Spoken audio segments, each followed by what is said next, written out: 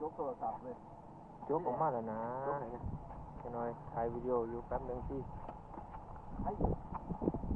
ถ่ายวิว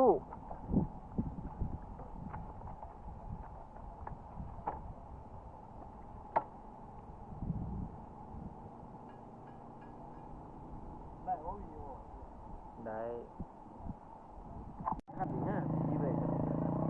ไหนก็ต้องเหลือขั้นทีเดียวโอ้โหแห้งมีเรื่องฮันยาเบิ่งอยู่มันขึ้นต่ำมันขึ้นมาเบิ่งแห้ง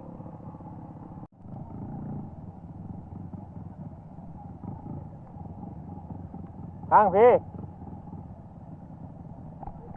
นี่ทางนี่บ่ได้ดอก